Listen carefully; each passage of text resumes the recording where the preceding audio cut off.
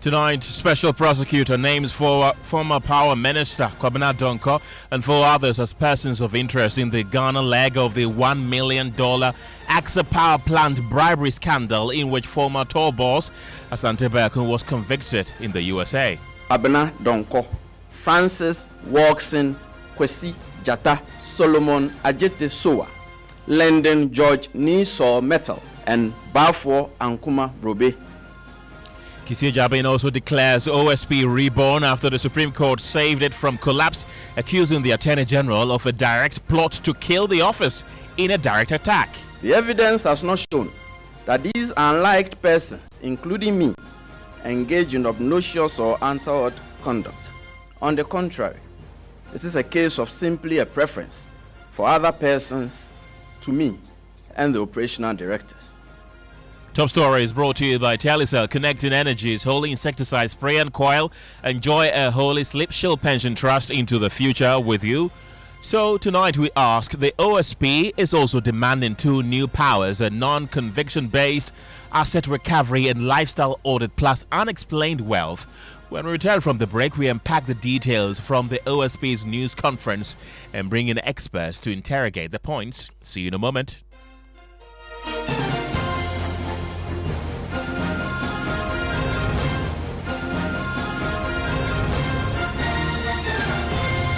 If I become a millionaire, I will put a huge billboard right next to my ex's house saying, "Look at me now, I hate it." As for me, I'm quitting my job in style. Me too, I hate it. Telecel is making millionaires this season. Not 1, not 2, but 3 millionaires. Each month, one lucky Telecel customer wins 1 million Ghana cedis for the next 3 months in the Telecel Mahete promo. Plus, you still get to win 20,000 Ghana cedis weekly, 100 Ghana cedis daily, bundle 10 Ghana cedis, time or data, or top up your Telecel cash wallet or your fixed broadband to stand a chance of winning. Visit the Telecel Play app or dial *500# to opt in for free into the Telecel Mahete promo. Telecel, connecting energies. This promo is regulated by the NLA on the Caritas Lottery platform. Ade. Couldn't sleep at night. Mosquitoes will be whining in my ears, bugging me all night long. Till I got a remedy. Now I'll be spraying them away with holy insecticide spray. Me I go spray them away with holy insecticide spray. When I sleep, me dana mada with holy insecticide spray. Holy mosquito coil, holy multi-purpose insecticide spray. Ghana Kron Kron. For bulk purchase, call 0302 681582. This advert is FDA approved.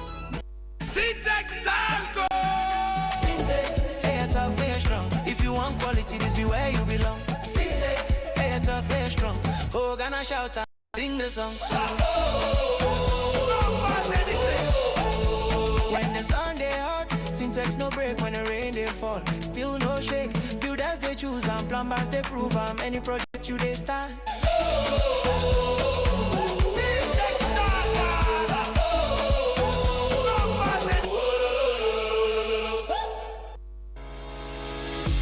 Palladium Residences in Achimota isn't just an address, it's the home you've truly earned. Secure your place with just a 10% deposit and choose from beautifully designed modern apartments or spacious townhouses built for everyday comfort. This is more than a building. It's a vibrant curated community with a clubhouse, state-of-the-art gym and an on-site hotel, all at ABC Junction, minutes from Achimota Mall. Enjoy city energy whilst retreating to your private sanctuary. Call now to reserve your unit and benefit from limited launch incentives, including priority unit selection. Don't miss the chance to pick the best homes. Book your private site visit today. Call 050-9823-424. Palladium Residences. Live smart, invest better. Good evening. This is Top Story. My name is Kenneth.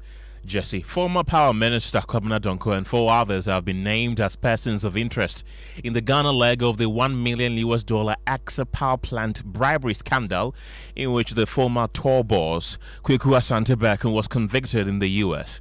Just weeks ago, the dual citizen of Ghana and America was convicted of allegations that he conspired to pay bribes to multiple Ghanaian officials between 2014 to 2015. The alleged payments were linked to the development and financing of a 370 megawatt plant in Tema under an agreement involving the Republic of Ghana, Turkish energy company Aksa Energy, and Goldman Sachs. Special Prosecutor Kissi Agyebeng disclosed at a news conference a while ago that it has started formal investigations into individuals linked to the scandal, as well as some other government agencies linked to the case. The nature of the evidence and the applicable law determine whether prosecution should be commenced in Ghana or otherwise.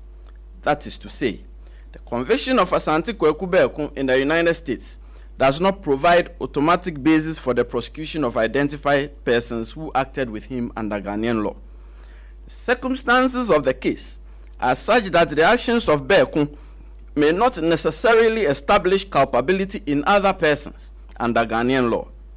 The OSP will not prosecute a person solely on the basis that a person's name appears in proceedings conducted in another country. Equally, the OSP will not hesitate to prosecute such persons where the evidence establishes a proper basis for so proceeding. As I stated earlier, we have been carefully investigating the Ghana dimension, and our public silence has not meant inaction. Our involvement with the case and the evidence so far enable us to identify the following as the main persons of interest in this case. 1. Kwabena Donkor, who was at all times the Minister of Power. 2. Francis Walkson Kwesi Jata, at all times the technical advisor to the Minister of Power. 3. Solomon Ajete Sowa, at all times a Deputy Director at the Ministry of Power. Lendon George Niso Metal, at all times a director at Tricop Group Limited, and Bafo Ankuma Brobe, at all times an employee at Tricop Group Limited. These are our main persons of interest for the time being. Other persons of interest include some present and former employees of Volta River Authority, Ghana Great Company Limited, Electricity Company of Ghana, Public Utilities and Regulatory Commission, and some staff of the entity formerly known as the Ministry of Power. Please bear in mind, and this point should be strongly emphasized, that the person of interest is not necessarily a suspect. The two categories, person of interest and suspect, are distinct investigative classifications and should not be treated as interchangeable. Then again, identification in either category does not constitute criminal culpability or conviction until guilt is proved beyond reasonable doubt to the satisfaction of a court of competent jurisdiction. Well, the Special Prosecutor Kissi Agyebeng also says the OSP survived a coordinated plot to strangle it, with the fiercest attacks coming not from suspects but from public officers, including the Attorney General, who he says refused to defend it at the Supreme Court. Upon the filing of the writ by the plaintiff on 8 December 2025, the OSP sought to join the acting upon our gathered intelligence that the Attorney General had no intention of defending the suit, and that he would rather agree with the plaintiff that the impugned provisions of Act 959 should be struck down as unconstitutional. However, we admit that intelligence is not evidence, and so the Supreme Court dismissed our application for joinder on 27 January 2026 by holding that the state, represented by the Attorney General, was the only proper defendant, and that the OSP was not a necessary part.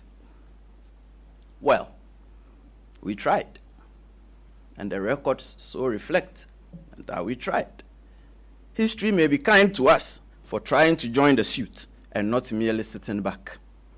Subsequent events confirmed our intelligence that on 8 April 2026, The Attorney General obtained an extension of time within which to file his statement of case, in which he supported the plaintiff's case, albeit on his own separate grounds. Consequently, just as we feared and we forecasted in our attempt to join the suit stood undefended until named civil society organizations applied to and were permitted by the Supreme Court to join the suit and file an amicus brief as amici curiae, that is, friends of the court. In this landmark decision, the Supreme Court, by a well-reasoned and emphatic 7-0 verdict, upheld the constitutionality of the prosecutorial function of the OSP and its legal foundation and setup under Act 959, LI 2373, and LI 2374.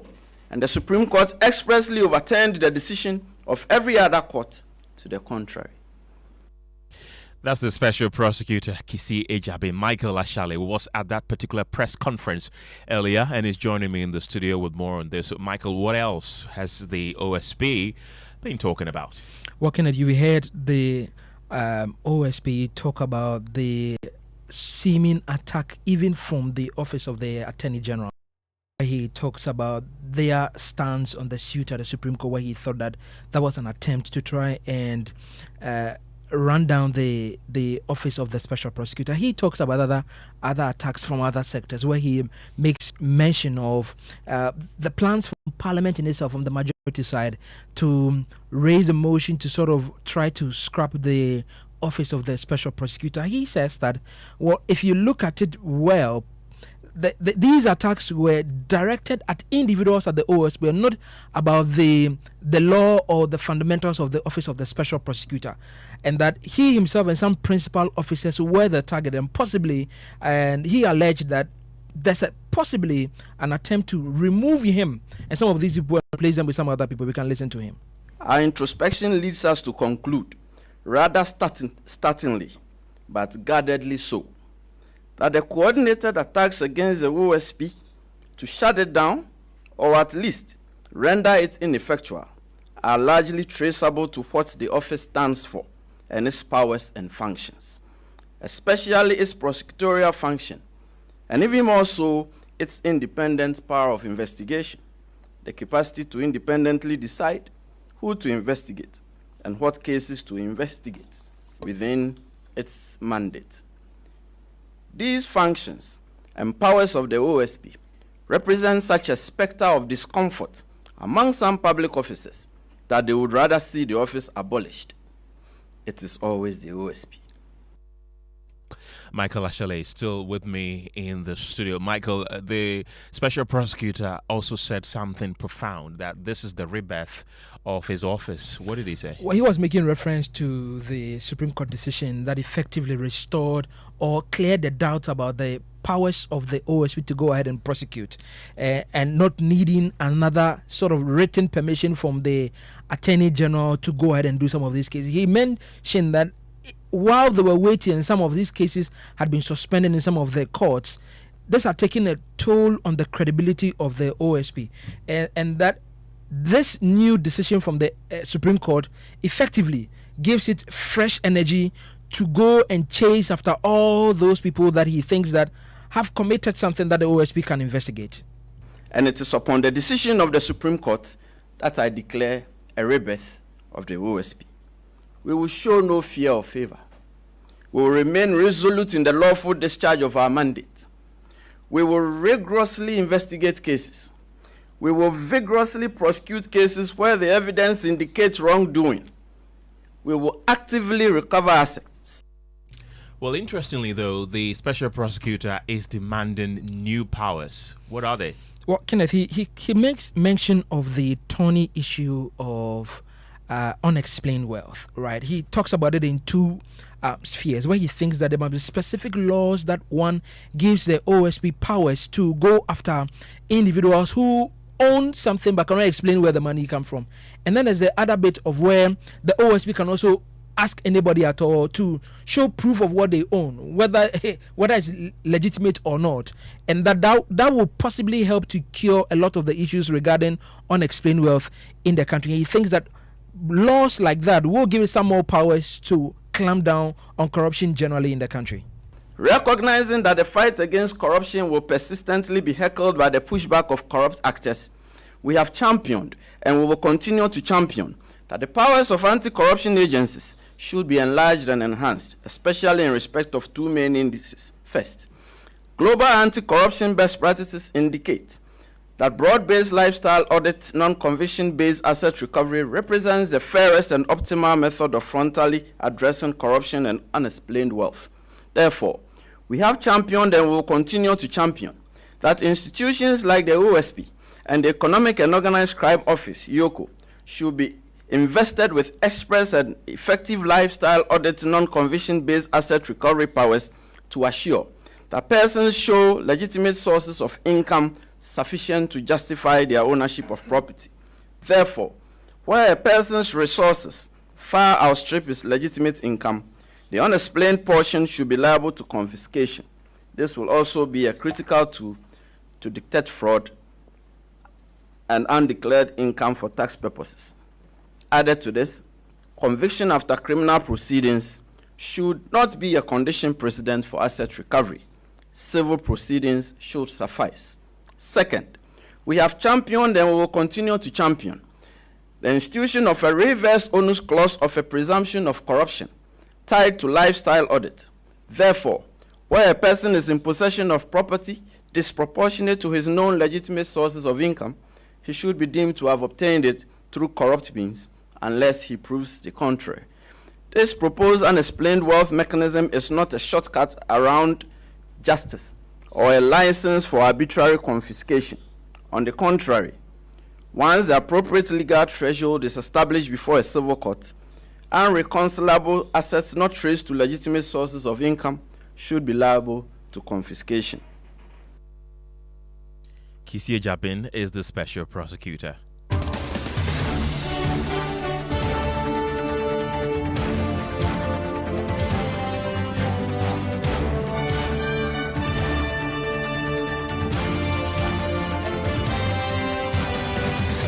Joining the conversation right now is Mariada. She's an anti-corruption campaigner. Martin Pebu is a private legal practitioner. Ladies and gentlemen, thank you very much for your time this evening. Mary, I want to begin with you. Is naming a person of interest without charges a meaningful accountability step, you think?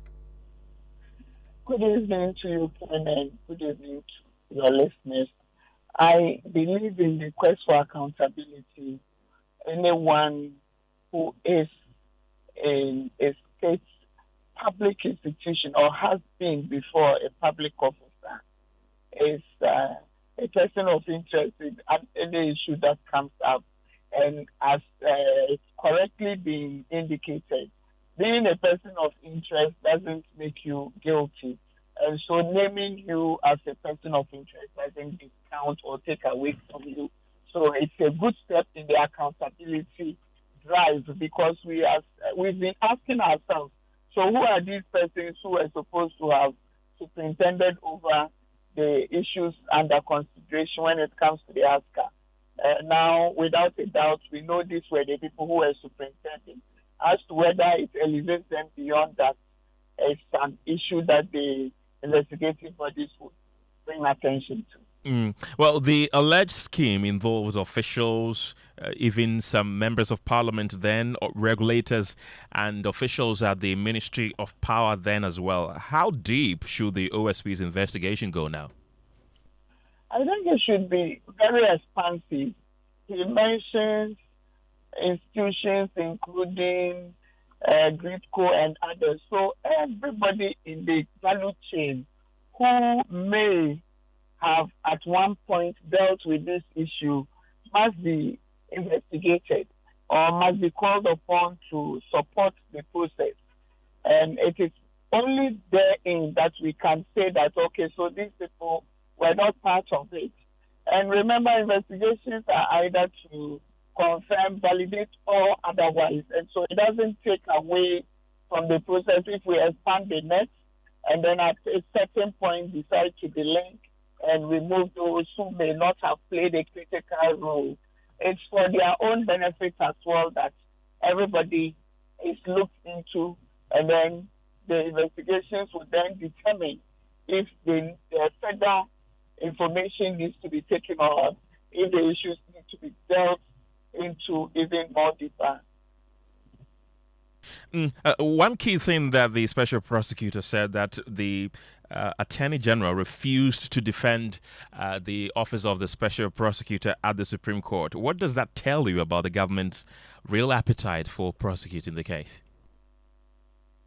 I am not in a position to determine the appetite of the Attorney General as it is or was then.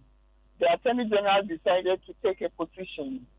For me and for civil society, as rightfully so, we held a position, and that position we prosecuted by ensuring that we were part of the amici who went to court to support that the office should continue to exist, to prosecute the agenda of corruption and to ensure that we have a space where anti-corruption then becomes the norm.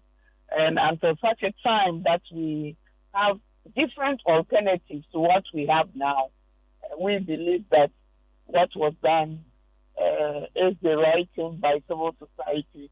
And the decision of the Supreme Court is one that we all must live with, and mutually so.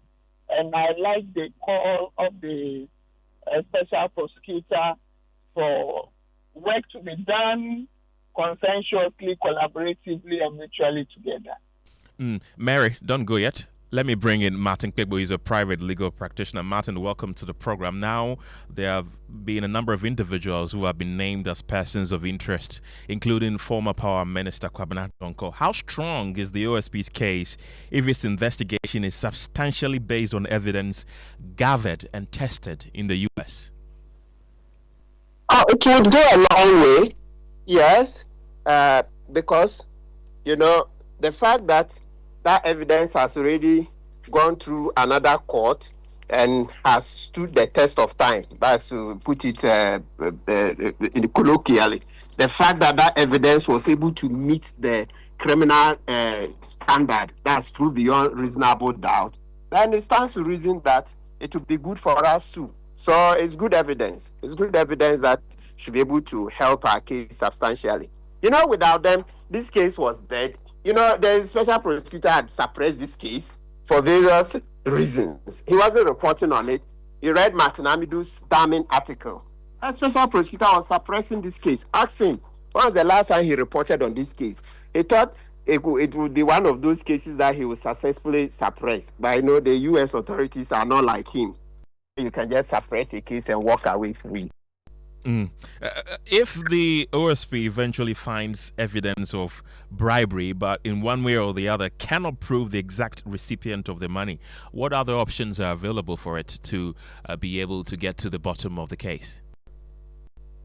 Let's take it one day at a time. But so far, in the U.S. court, it's been proven that Berko gave money to various persons, and those persons have been identified. So it's expected that, one, Berko as a citizen would help the OSP and Iyoko, because, and let's remember this, with the supervision of the Attorney General, it's not just the OSP doing this case. Because he had suppressed the case and he's lost the public trust, this case is under the supervision of the Attorney General. That's a key thing. Under the supervision of the Attorney General, because Kissi Agyebeng had already botched this case. He had already botched it. So once Berko gave evidence there, and the state had other witnesses, hopefully those witnesses would help us in this case. Because the FBI, remember that the thing that goes well for us is that the FBI and the Justice Department of the United States would not like to sit down aloof and watch us botch this case again. Then it will raise questions that, but if the Ghanaian court has acquitted these people, why was Berko convicted in the U.S.? So we have very good support, yes, because they have an interest to make sure that they will help us to prove the case here. Otherwise, then it will be like, Berko's case was just a witch hunt, etc. So I think we should take it one day at a time. We should as I said, the key thing for me is that this case will be under the supervision of the Attorney General. The Supreme Court held that the Attorney General can supervise the Special Prosecutor, because you see, I kept making noise like, hey, Kissi Agyebeng is using that office for personal business. Right. Speaking of the Supreme Court, Martin, the Special Prosecutor accused the Attorney General of failing to defend the OSP at the Supreme Court, and even went on to describe efforts to undermine the office. How serious are those allegations? Oh, they are not worth the paper on which they are written. Those allegations are not worth the paper on which they are written.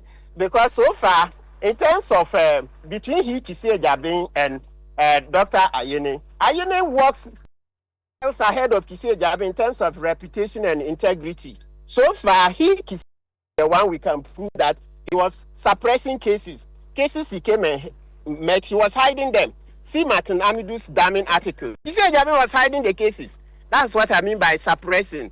And then you see my petition against him. If you were to see my petitioner, Gyasi, you would go there and drag him out of that office.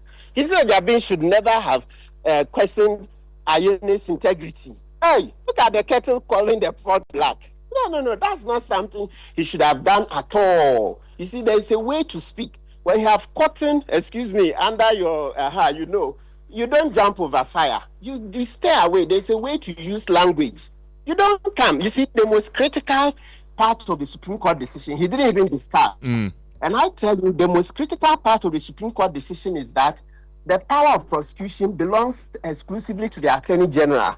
And so, long story short, Special Prosecutor is under Attorney General. He will be supervised by the Attorney General. That's the most critical. That is what we were looking for, because we found out that the way we've written the Special Prosecutor law is not fit for purpose. We just assume that because the thing is for corruption, anybody you employ to come and fight corruption will necessarily want to fight corruption.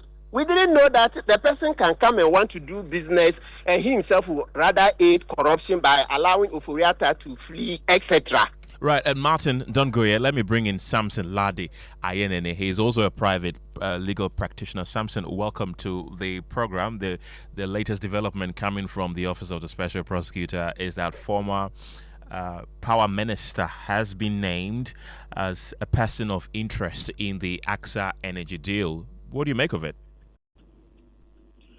Well, it's the first time we are getting to hear the specific names, and this helps all of us to appreciate what has gone on. And like the SP said, it is the Department of Justice which issued a statement and said the OSP gave them significant assistance, quote unquote. It is not the OSP that came out to say they assisted the process. It is the Department of Justice of the United States of America that came out with a statement and said, quote, the OSP gave them significant assistance. Because I was part of the legal team that did this amici, I need to state with deference to Martin Pebu that the OSP is not under the supervision of the Attorney General. The case was decided 7-0. It was emphatic, and nowhere did they impeach the independence of the OSP, the investigative independence, not even the prosecutorial independence. The fact that the Attorney General can enter a nolle prosequi, it actually doesn't, they didn't say that the OSP cannot enter nolle prosequi. The OSP can enter a nolle prosequi, and the Attorney General can also enter a nolle prosequi in that case.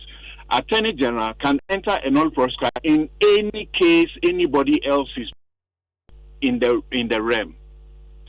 Now, if you read, they actually said if the Attorney General will exercise that nolle prosequi, he would have to do it with a lot of caution, and he has to do it subject to Article 296.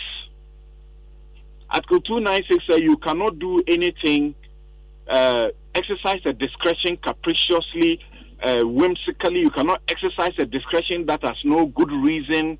You cannot exercise a discretion that is affected by ill will and so on. So let's be careful about pushing a wrong impression to the public. The independence of the office has been upheld. None of the provisions in the OSP Act has been struck down.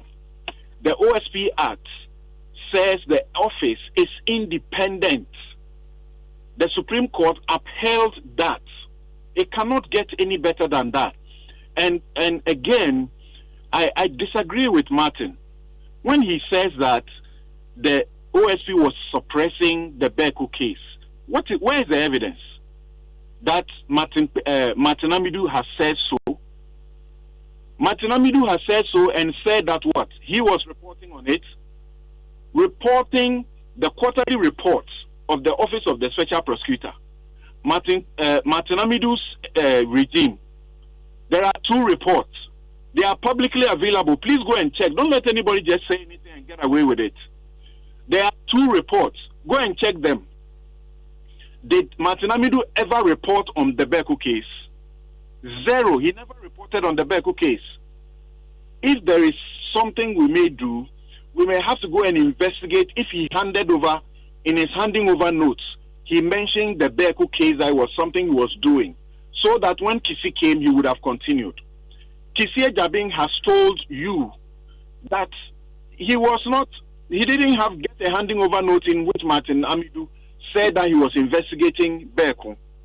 So why are we in a hurry to say and repeat with emphasis that this Kissi Agyebeng was suppressing this case and it was somebody else? Please, let's be candid about this and let's stop, doing things that, without basis will dent the reputation of that office.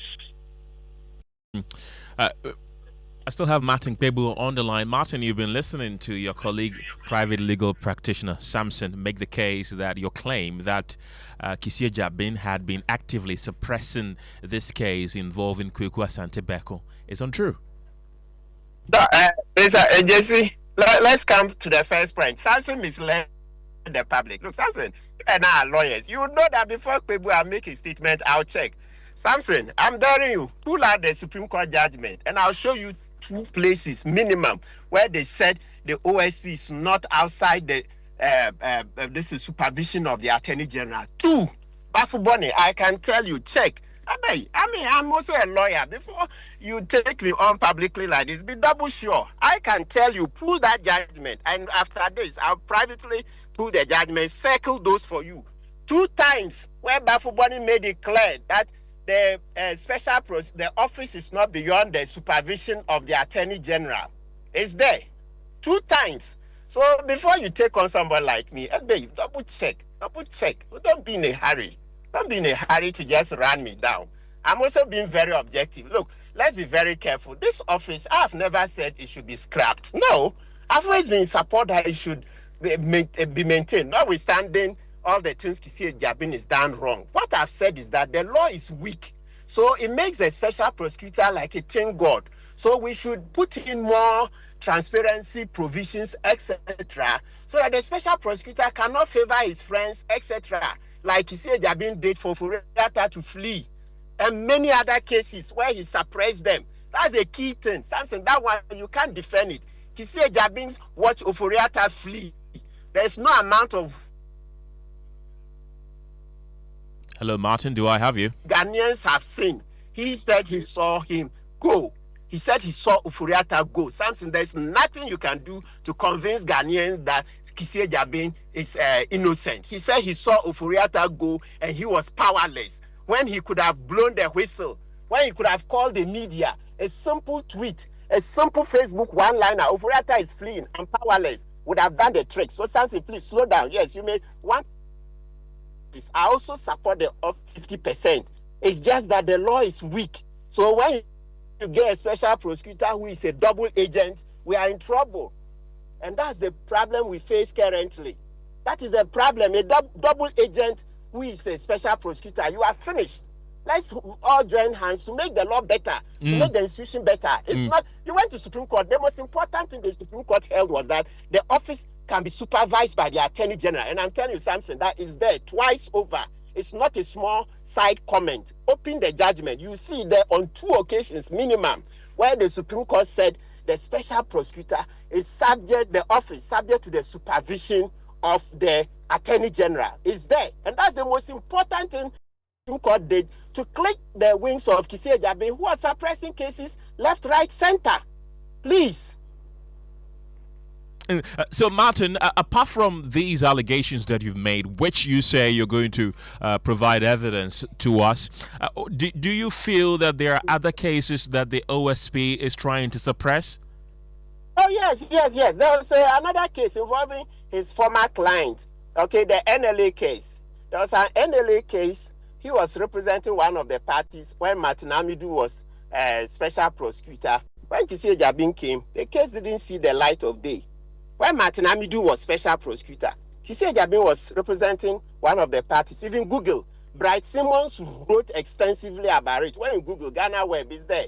Bright Simmons cried about this case. Once Martin Amidu was out of that office, Kissi Agyebeng, you know, Cynthia, is it Cynthia Lumo? So she didn't stay that long. So once Kissi Agyebeng came, that case died. Interview Kissi Agyebeng, what is the status of that case? And number 2, Kissi Agyebeng, his friend, a schoolmate in Accra Academy.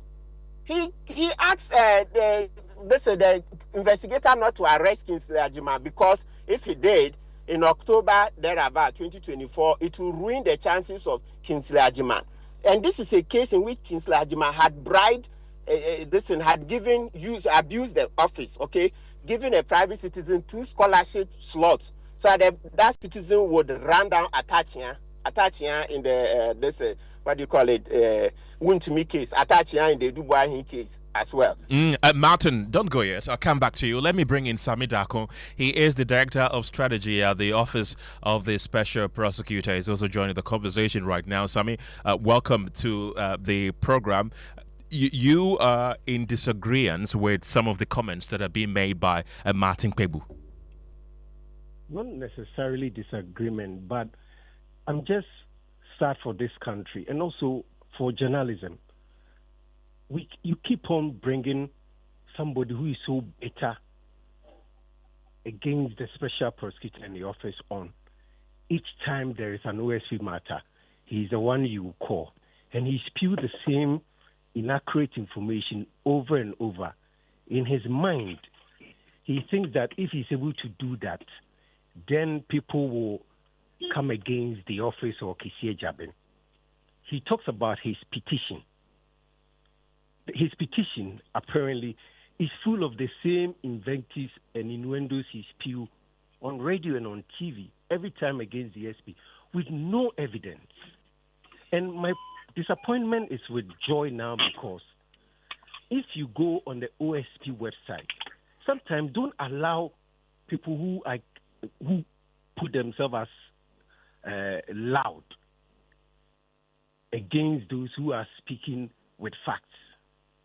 If you go on the OSP website now, the OSP website contains every report that Mr. Martin Amidu put out. And as I talk to you, I know that you should have a research department now that should check it.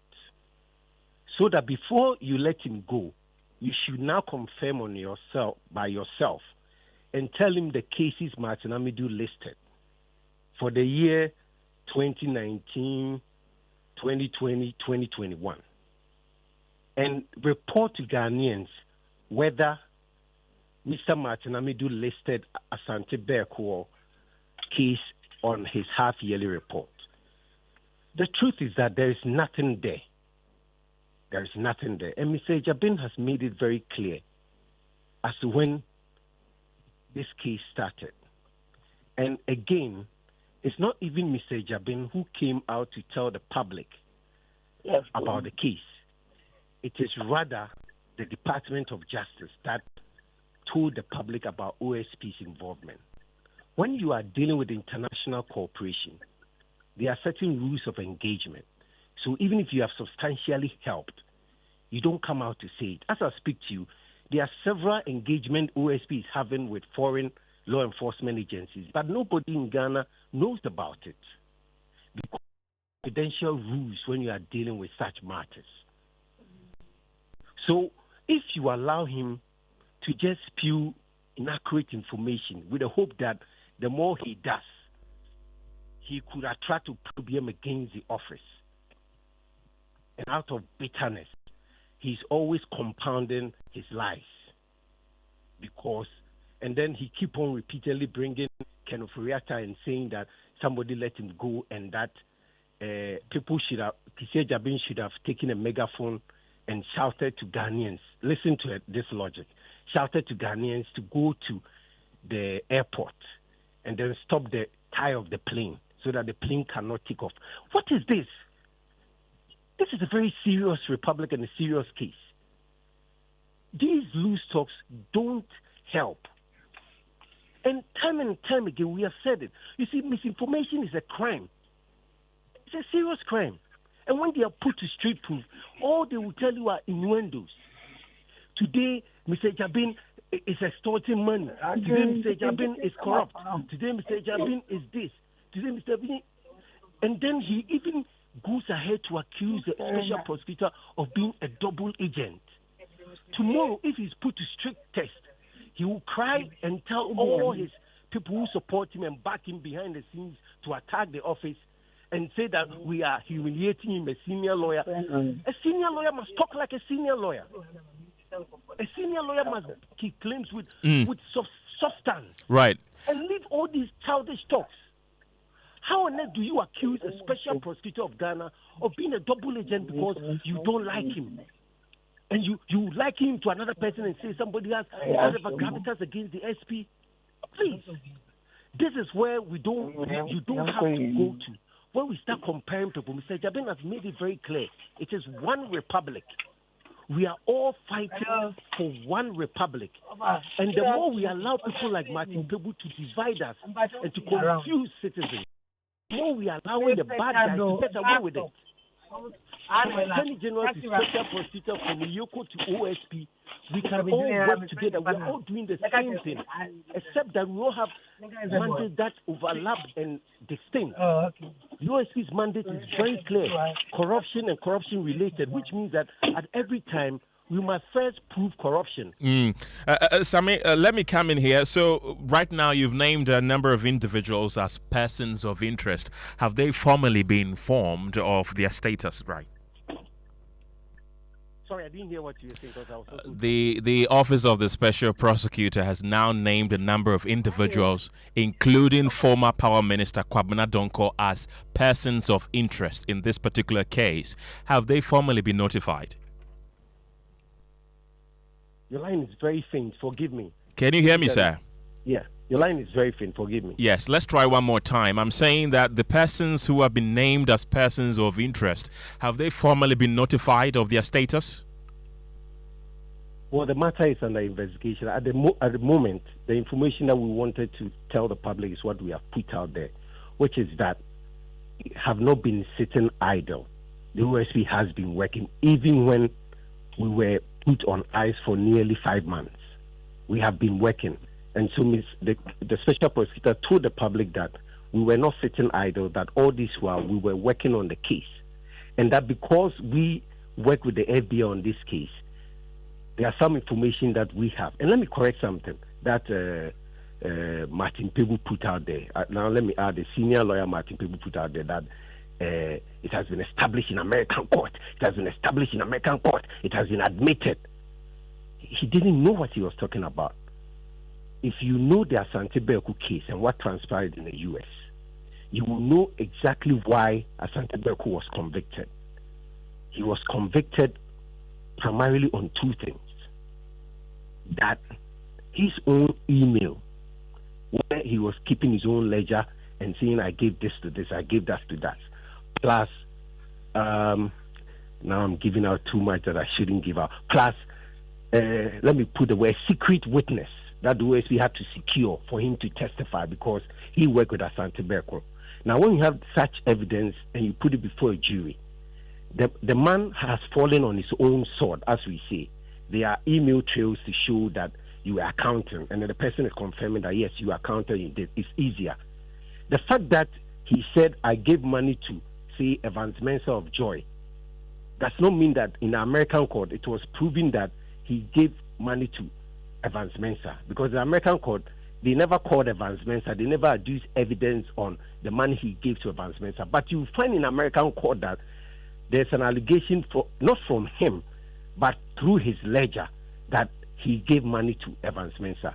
In Ghana, you need to prove that indeed money went to Evans Mensah. So the two are very distinct, they are not the same. That is why we say that this is a careful investigation. And sometimes we notice that a lot of people want to rush the OSP. Even this case we are talking about, it took the U.S. 6 years.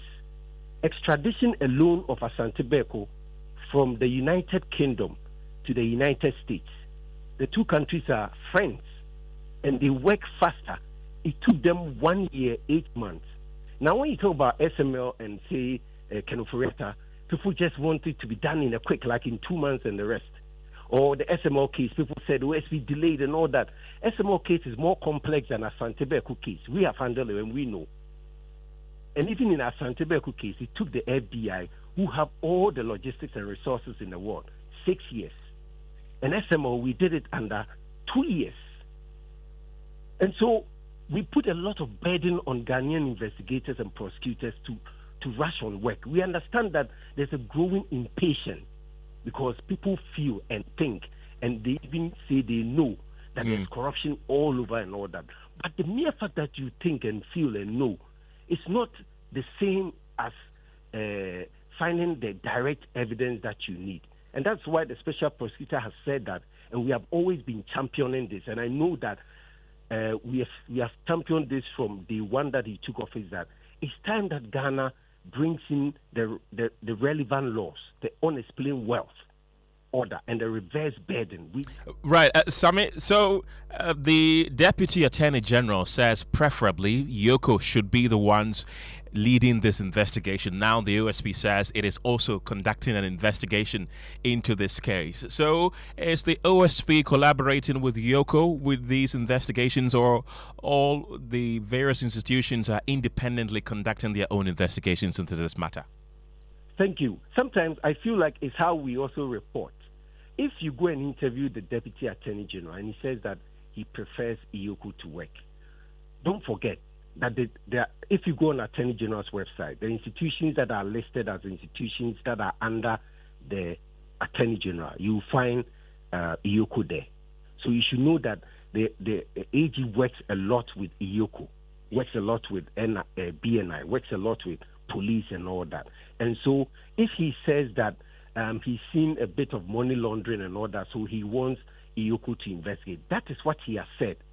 It doesn't mean that the OSP cannot investigate the corruption aspect of the case, and then any corruption-related offenses arising out of the case. This is not a competition, as the Special Prosecutor has said.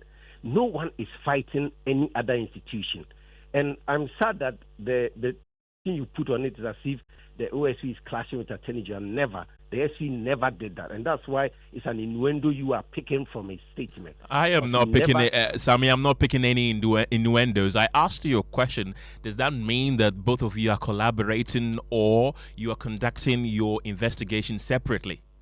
I'll come to that, your question. But earlier you had said that you made an innuendo that the Special Prosecutor was hitting at the Attorney General and all that. And I'm saying that is from your own assessment of what you heard, but he has never said that. In terms of collaboration, we always do collaborate. We did send the docket and everything on it to Yoko to do further investigation because we could not find direct evidence of corruption, but we had a lot of predicate offenses that could be used for the laundering. So we do collaborate. And in this matter, the Special Prosecutor has asked for collaboration. Remember that we were already seized with this matter. And that's why we were the only agency that was mentioned in the DOJ statement, which some of you say OSP claims, but it's rather the DOJ that said it. And so we have been seized with them. We have already been working on it. So in terms of collaboration, we will work on that because it's a matter of the two institutions reaching a point and coming together and working on it. But sometimes you also look at your strength and where you can go faster and all that. So all these will come to play in the background. And that's why the Special Prosecutor has called for collaboration and said that it's one republic. Right, Sami Dakon, thank you very much. He's the Director of Strategy at the Office of the Special Prosecutor. I still have Samson Ladi Ayinini on the line, Martin Kpebu as well, and Mary Ada. For the sake of time, I'll give each of my remaining guests 30 seconds so that we wrap up this conversation. Martin, you'd want to come in here because there have been a lot of debunking of the claims that you made by both the Special Prosecutor and some. Yeah, you have 30 seconds, Martin. Yeah, true. One. It says my petition is hollow, right? You should remember that the CJ had 30 days, right, to do the prima facie. It's not been done because people had to go and beg President Mahama to save Kissi Agyebeng. You see, the other ones were thrown away. On what basis are you saying that? Do you have evidence to that? Because we cannot substantiate that claim. Martin, a moment. So that is a claim that is being made by you. We disassociate ourselves from that unless you can provide evidence to what you're saying. So my evidence is this. You see, my case has gone way beyond the statutory limit. They couldn't deal with it, throw it out, because it's weighty. So please, Sami Daku shouldn't say that. You see, the other cases were quickly thrown out. Mine has gone more than 100 days beyond the statutory limit. Yeah, they couldn't throw it out. So you should be careful what he's saying. Number two, he's saying that Martin Amidu's cases are all listed there. That's not my understanding of the law. In their own rules, the law, it's not every case they put on their website. It depends on the stage at which the case, the extent of the investigations. It's Sami Daku saying that all cases that were reported to Kissi Agyebeng since he came as Special Prosecutor, they are on their website. That is false. Right, Martin, thank you very much. Let me go to Samson Ladi Ayinene. Samson, you have 30 seconds to make your point. I'll give you some work. Go and check when exactly the investigation on Asante Berko began and try to interrogate the claims by Martin Amidu, which Martin Kpebu is relying on. And then Kpebu, my very good friend, I don't remember an occasion where I disagreed with him. But do you realize that you are seeking to undermine the Chief Justice by suggesting that somebody else is dictating to the Chief Justice how he should do his work? Please, let's be careful. These things, I think you should tone down a bit and stop the things that without basis, without justification, seek to undermine the Office of Special Prosecutor. The case, one more time, I will say, I was lawyer on the case. The gravamen of the case was that a section of the OSP Act should be struck down because it's unconstitutional. And that is a section that says the OSP is independent. That particular section has not been struck down. Martin, please read the judgment again. It has not been struck down. It remains what it is. Once it remains, the OSP has its independence. Of course, I know that the constitutional, provision, Article 88, gives the Attorney General the power of prosecution of criminal matters in this republic, and that power is not contested. Right, Samson Ladi, thank you very much. He's a private legal practitioner. Marietta, I want to give you the last 30 seconds. The OSP is demanding 2 new powers: a non-conviction based asset recovery and lifestyle audit, and unexplained wealth. Do you think those wishes should be granted? And if they are, how effective could it be for the OSP? It's actually absolutely. I believe without a doubt that that would further the course of investigation and make it easier for the fight against corruption. The good thing about this is that we have some of these recommendations the National Ethics and Anti-Corruption Action Plan, as well as the Constitutional Review Commission's recommendations, which were also accepted by the government's white paper. They are not in any way embedded as for the OSP, but we are very sure that when these are enabled, then it will further be fight against corruption. And without a doubt, for us, we believe that the talk around whether the OSP is doing its work or it's intentionally curtailing it is not the issue. Right. Marietta, thank you very much. As an anti-corruption campaigner. And earlier we heard from Sammy Dako, who is the Director of Strategy, Research and Communication at the Office of the Special Prosecutor. We also heard from Samson Ladi Ayenini and Martin Pegbu. Both are private legal practitioners. You're still listening to Newsnight on Joy 99.7 FM. Feel free to be a part of our show by sending us a WhatsApp on 055 11 11 997. You can as well send us a voice note. Let it be as brief as 30 seconds. Gemma, what else do we have this evening? Let me take you to Parliament now. The minority is accusing the majority of wasting public resources and the time of MPs with the recall of Parliament. The House has been sitting for the past 3 days but has conducted virtually no substantive business, with each sitting lasting barely an hour before being adjourned. None of the business for which Parliament was recalled has been taken up except the referral of ministerial and Supreme Court nominees to the Appointments Committee. At today's sitting, immediately after the correction of votes and proceedings, Deputy Minority Whip Comfordoyo Kujo moved for the House to be adjourned. And as early as 9 a.m. we'll start vetting. So, Mr. Speaker, I will plead I move for this House to be suspended so that we prepare towards tomorrow. We adjourn this House tomorrow. Very well. Motion has been moved for adjournment. Any seconder? Minority Chief Whip Frank Anodompre took strong exception to the motion, insisting that the House must transact some business. Right Honourable Speaker had directed that this recall is limited to the urgent reasons by which we recall. Minority Whip, are you taking your colleague on? Oh, so I'm not. She's my friend. I will not take. And we are in leadership together. I'm just for the records. Just for the records. The Right Honourable Speaker had indicated that we limit this recall to certain key businesses. Amongst them is the Banks and Specialized Deposit Taking Institution Amendment Bill. That was part of the business that was prior agreed. I've seen it's here. It's advertised on the order paper. I can understand if you won't take the Energy Minister. Energy Minister, I'm not sure you are too.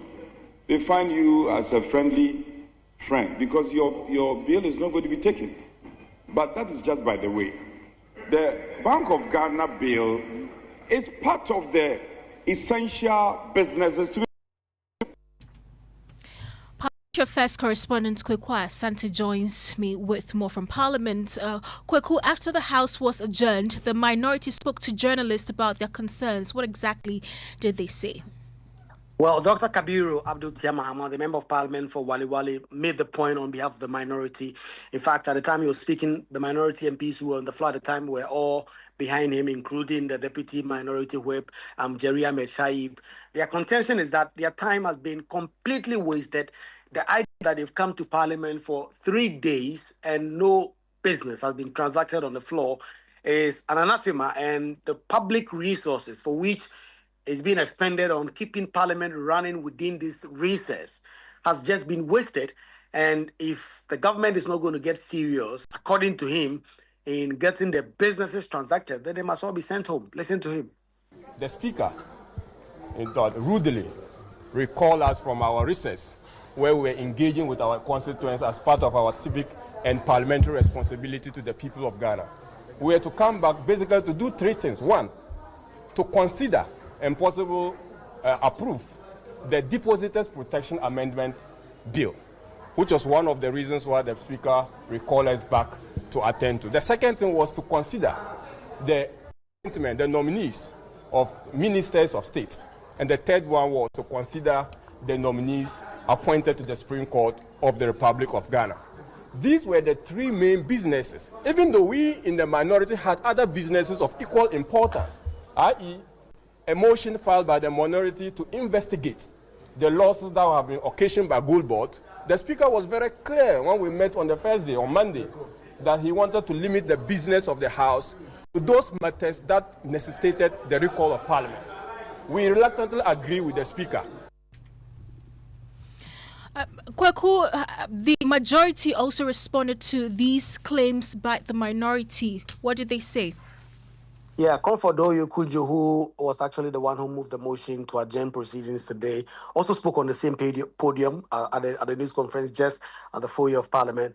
Her contention is that Parliament is working, and that because they've had to adjourn early today or do the same thing yesterday, does not mean that Parliament is not working.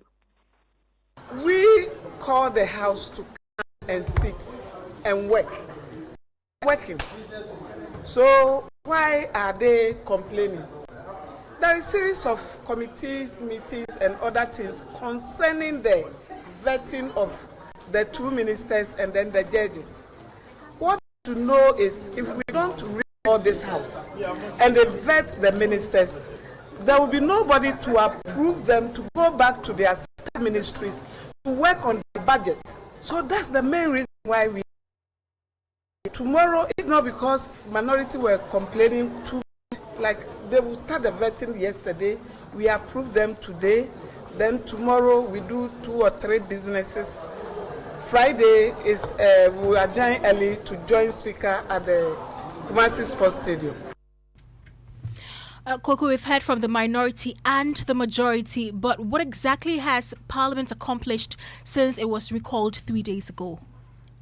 0, Gemma, 0. That is the number that you can really put to it. And this is based on the Speaker's own language he used when he addressed members on Monday. Remember, the Speaker said he had recalled Parliament based on a letter or a request from the President to conduct 3 specific business. Business number 1, to amend or to pass an amendment bill for the banks and specialized deposit-taking institutions bill. That bill has not been done. It has not been brought to the floor at all, let alone being referred to a committee to work on it. So that business has not been done. The matter having to do with the vetting of ministerial and Supreme Court justice nominees, the only thing that has been done about it is the referral to the appointment committee. The appointment committee is yet to sit on that. In fact, indeed, we know that tomorrow the committee will sit and vet all 5 judges. But as of today, Parliament has not transacted any business. On Monday, the only thing they did was the Speaker welcoming them, informing them about why they are here. The minority leader spoke, the majority leader also spoke, and the House adjourned. Yesterday, they read 2 statements, one to commemorate the death of the late Tolon Na, and also a former Council of State member, and then they adjourned. Today, the only thing they did was to correct the votes and proceedings and official reports of previous sittings, and they have adjourned. And so tomorrow, on the floor, the expectation is that the bill on the banks and specialized deposit-taking institutions will be brought to the floor, but the appointment committee will be busy vetting 5 judges, probably for approval on Friday. So 3 days of sitting, the businesses for which Parliament was recalled are yet to be transacted. Parliamentary Affairs Correspondent Kweku Asante. And just before we bring you business, President Mahama has made further changes to his government, removing Deputy Minister of Defense Ernest Boja Gyamfi from post. Boja Gyamfi is now reassigned to the presidency as an advisor to the president. The Ministry of Employment and Labour Relations is also getting a new minister in the person of Emmanuel Ajopum, who prior to this change was a Minister of State at the presidency in charge of special initiatives. He swaps positions with Dr. Abdul Rashid Pelpo.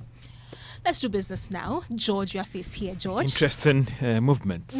Is it the precursor to any reshuffle that we should be expecting, or it won't come? This is not enough. I'm just asking. I mean, right. Maybe for other ministries as well. Okay. Well, coming up in business, World Bank warns prolonged Middle East tensions could hurt Ghana's economy as it highlights gold price volatility.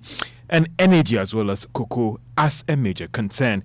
And some oil marketing companies commend changes in prices way ahead of the September 2 date for the necessary adjustment. The business news on Newsnight is brought to you by MTN Business. Welcome to the new world of business. Kingdom Books and Stationery, your number one-stop shop for all your office essentials, Sinter's tanks and Pepsodent, Herbal and Charcoal. Hello? Charlie, I'm at the library. Why do you keep calling me? Wait, question. What's the capital of Burkina Faso? Ouagadougou. Bye. Wait. Which planet is the hottest in the solar system? Venus. Charlie, why all these questions? See, I'm playing the MTN Swipe and Win promo. I might cash out some cool 1,000 Ghana cedis today. 1,000 cedis? Shh. Charlie, what's the next question? Join the MTN Swipe and Win promo today. Answer trivia, earn points, and stand a chance to win 1,000 Ghana cedis every day. Weekly cash of 1,000, 2,000, or 3,000 Ghana cedis. A brand new Hyundai Texan in the first 3 months, and the ultimate grand prize of 500,000 Ghana cedis. Recharge your account to qualify for the daily draws. To join, visit swipeandwinpromo.mtn.com.gh. Download the My MTN app or dial *5030#. This promo is regulated by the NLA on the Caritas Lottery platform. TNCs apply. MTN. Who dey brush? We dey brush them. Who dey brush? We dey brush them. Brush your teeth. Brush your teeth. Every day and night. Slide the gems and tackle them. Brush the gems away. England gem, we go brush them. Asia gem, we go brush them. Panama gem, we go brush them. We go. Whatever the gems, brush them away with the new Pepsodent, now in limited edition World Cup packs. This advert is FDA approved. Cast your mind back to 2022. The prices were rising. The stress was high. Every liter of fuel felt like a sacrifice. Do you remember who stepped forward first? When others were comfortable with high prices, Star Oil chose you. We cut our own profits so you could keep your AC on, keep your engines running, and keep your life moving without the heavy burden. We gave you room to breathe when things felt tight. Because of you, our star savers, we became number one. Today, the pumps are a battleground. Others are finally cutting prices because they have to. But Star Oil, we do it because we want to. Don't just chase a price, remember a friendship. We were there for you then, and with new innovations coming your way, we are here for you now. Star Oil, still quality and affordable fuels for all.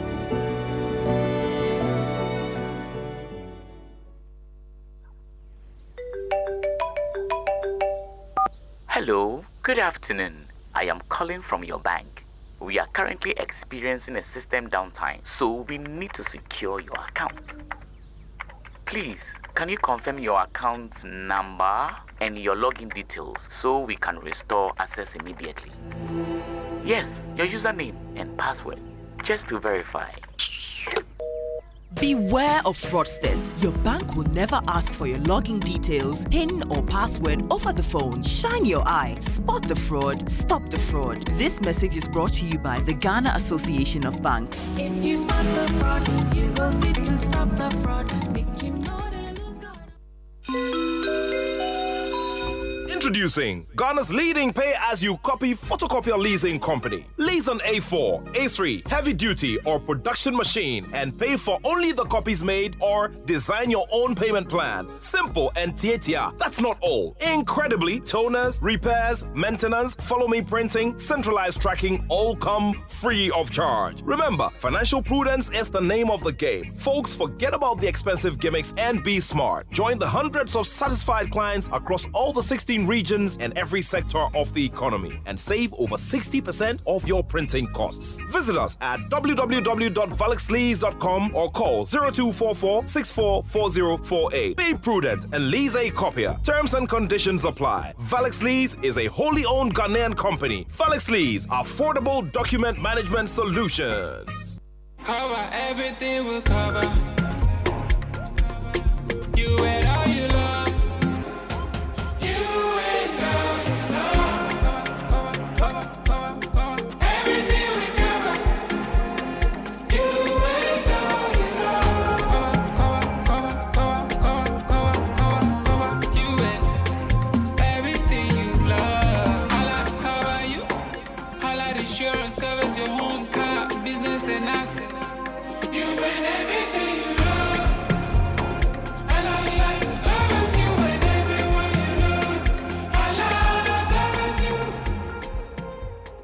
Holland, we cover you.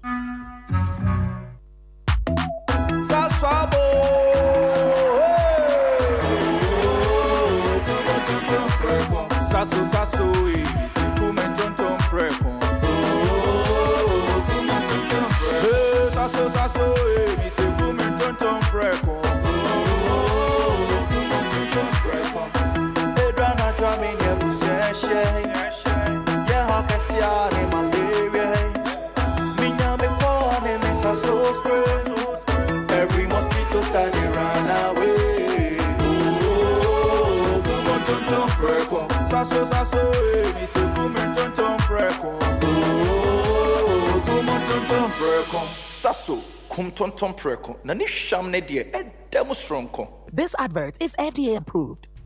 Welcome back to Business on Newsnight. Now, the World Bank is warning that prolonged Middle East tensions could hurt the economy badly. Now, this was captured in the 10th Economic Update report released in the crowd today by the World Bank. There is more in this report. Concerns about how these developments could affect the financial stability of the economy, particularly through their impact on revenue and expenditure. The bank said the current fiscal buffers might not be strong enough to withstand these external shocks if they persist. The World Bank also highlighted that volatility in energy and good prices, if not properly managed, could erode recent revenue gains and affect economic growth and inflation, while putting pressure on the Ghana cedi and potentially leading to further depreciation in the coming months. Ghana is expected to make fresh reborn payment and settlement to holders of debt exchange program bonds. The bank expressed concerns that relying on short-term debt instruments to finance these payments could pose risk. Despite these concerns, the World Bank is projecting that Ghana's economy will grow by 4.8% by the end of the year. And that is a Business Desk report. Meanwhile, the World Bank has cautioned that fiscal surplus that government has been recording in recent times can be linked to aggressive cuts. Speaking at the launch of the report in Accra today, the World Bank Country Director, Dr. Robert Talasio, said that even though this is good, there are concerns about its sustainability.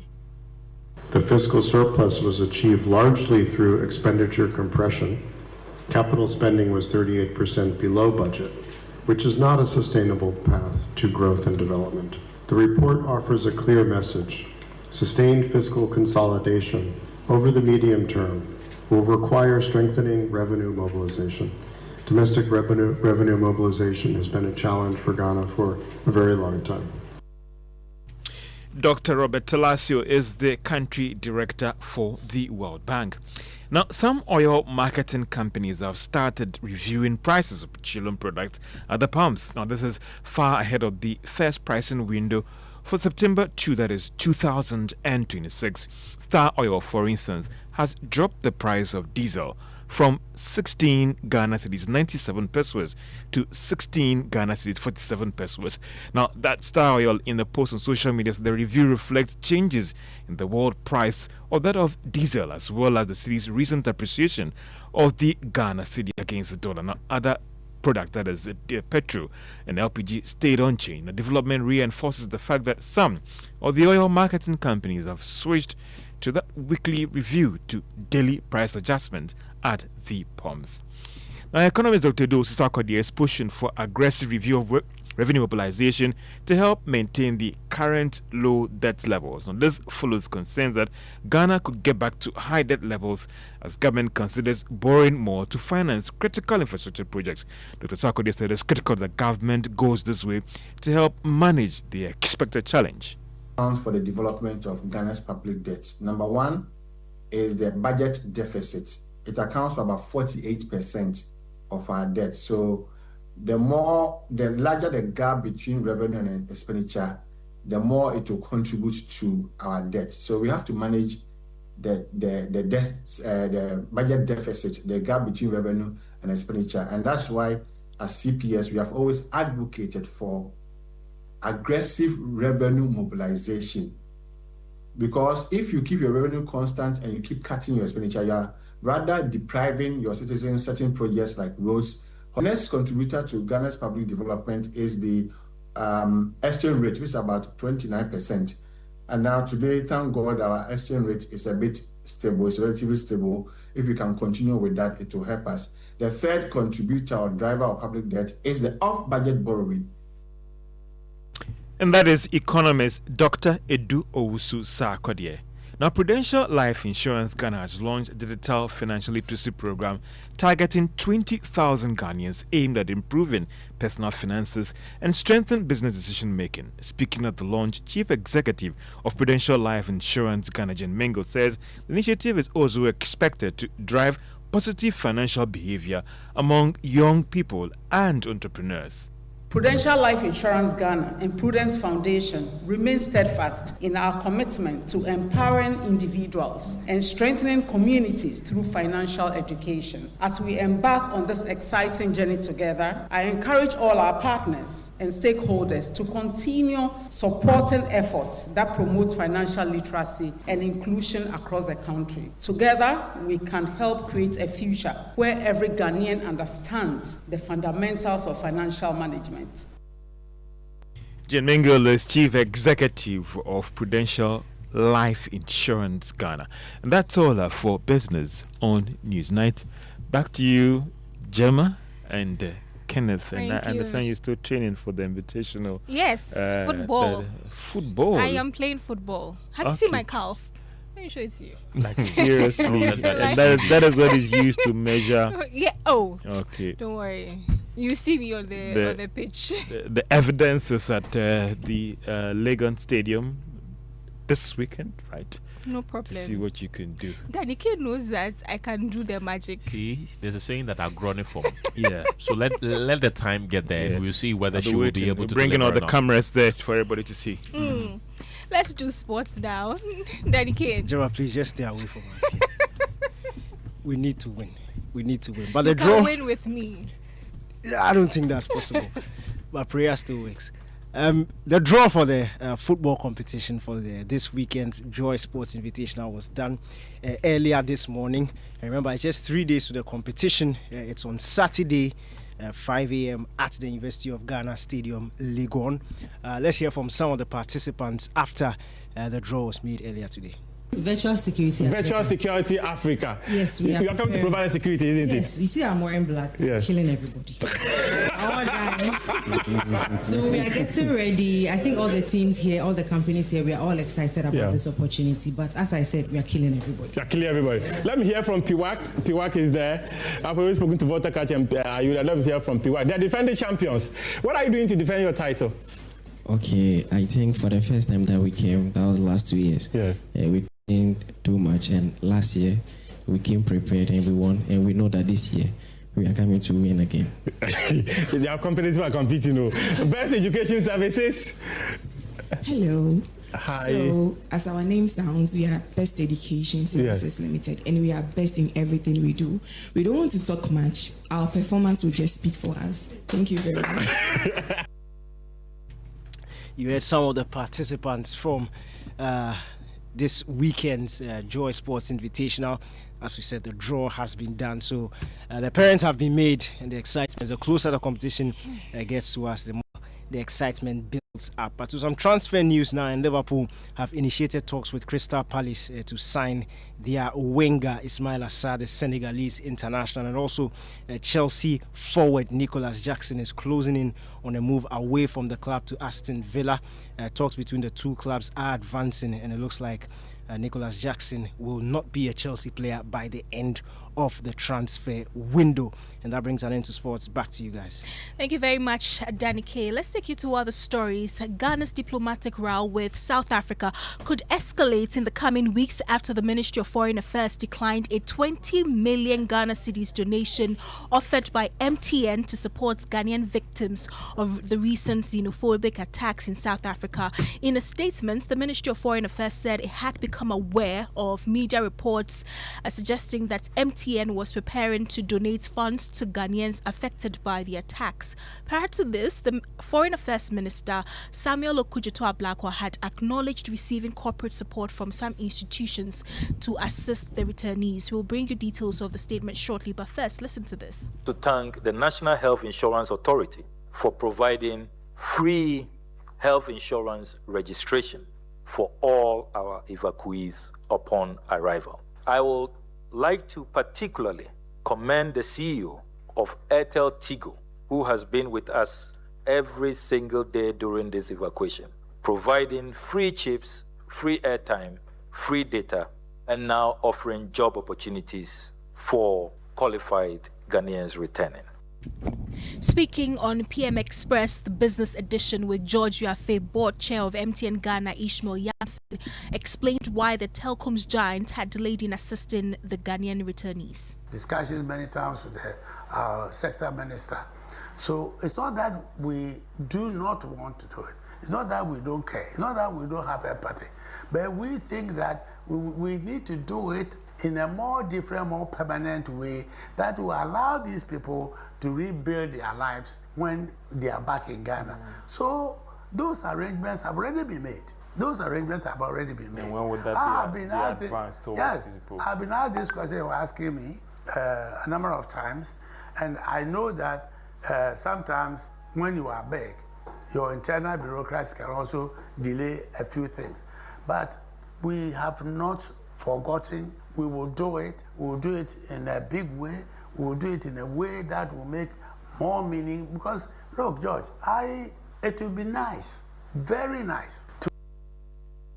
That there is the board chair of MTN Ghana. My colleague Sarah Mensah is joining me in the studio with details of that particular statement that was released by the Foreign Affairs Ministry. Sarah, did the ministry provide reason for declining the offer?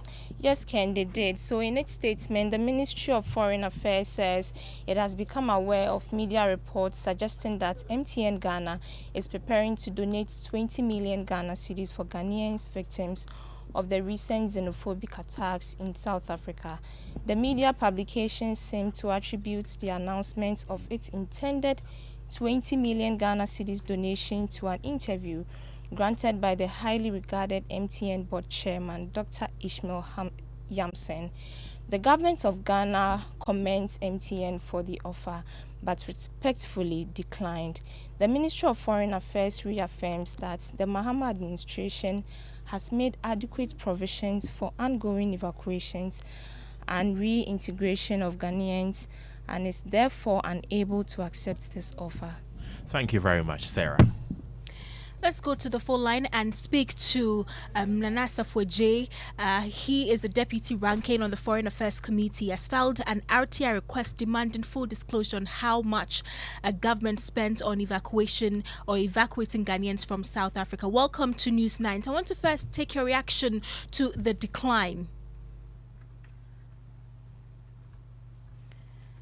Nana, kindly unmute for me. So we are billed to speak to Nana Asafo. He is the deputy ranking member on the Foreign Affairs Committee of Parliament. He's requesting full disclosure on how much government spent on evacuating Ghanaians from South Africa. Unfortunately, we do not have him on Zoom now. When we do, in subsequent bulletins, we'll bring you his reaction to the decision by the government to reject 20 million Ghana cedis from MTN in support of the Ghanaian returnees.